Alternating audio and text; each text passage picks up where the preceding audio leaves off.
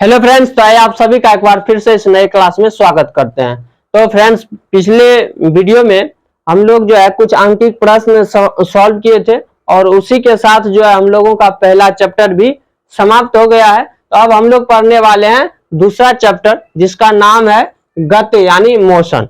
ठीक है, तो आइए आज का क्लास शुरू करते हैं। तो देखिए, हम इसका परिभाषा लिखे हैं कि यदि किसी वस्तु की स्थिति अन्य वस्तुओं की अपेक्षा समय के साथ बदलती हो तो उस वस्तु को गति में कहा जाता है।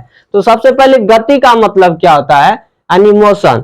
गति का मतलब हुआ कि अगर कोई वस्तु चल रहा है यानी चलना, तो अगर कोई वस्तु चल रहा है तो हम लोग कहेंगे वह गति में है। ठीक है, तो गति जब भी इसका परिभाषा देते हैं तो इसमें हमेशा तुलना किया जाता है।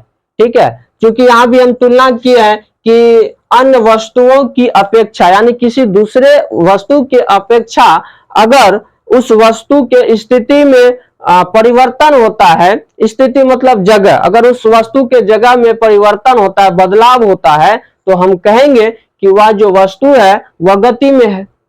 इसी बात को हम यहाँ पर लिखे हैं कि यदि किसी वस्तु की स्थिति मतलब हुआ स्थान या जगह, तो जब तक स्थिति में बदलाव नहीं आएगा, जब तक अपना स्थान नहीं बदलेगा, तब तक हम गति में नहीं कह सकते हैं। जैसे पेड़ पौधा में भी क्या होता है, उसमें भी वृद्धि होती है। तो पेड़ पौधे जो है वो बढ़ते हैं यानी उसमें वृद्धि है, पर अपने स्थान नहीं बदलते हैं, यानी अपनी स्थिति नहीं बदलती है। इसीलिए हम लोग पेड़ पौधे को गति में नहीं कहेंगे।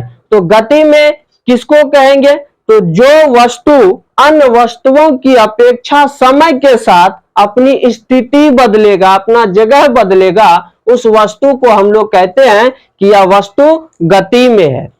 समझ गए बात को। तो गति का उदाहरण जैसे हो गया चलती हुई गाड़ी क्या हो, गति में है, वो गति के उदाहरण है। दौड़ता हुआ बालक, ये सब क्या है, गति के उदाहरण है। ठीक है, अब है कि विराम, ये तो हो गया गति। अब है अगला विराम यानी रेस्ट।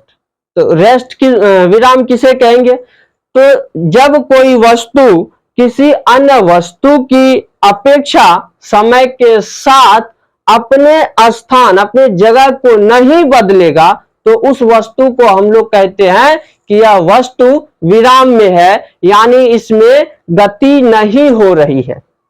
समझ गए बात को।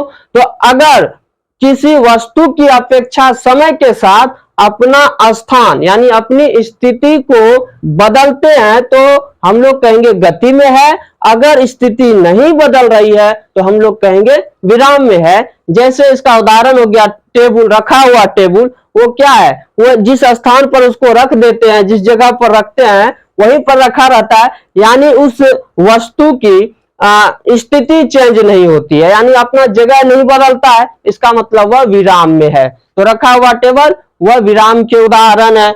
खड़ी गाड़ी, कहीं पर गाड़ी खड़ा है तो वह भी क्या है, विराम में है, रेस्ट में है, तो वो भी विराम के उदाहरण हुए।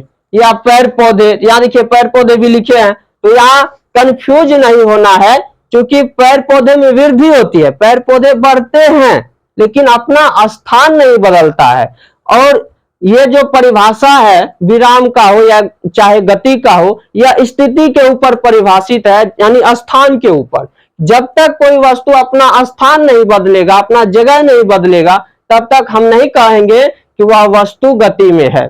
अगर बदलेगा तो कहेंगे गति में है, अगर नहीं बदलेगा तो कहेंगे विराम में है।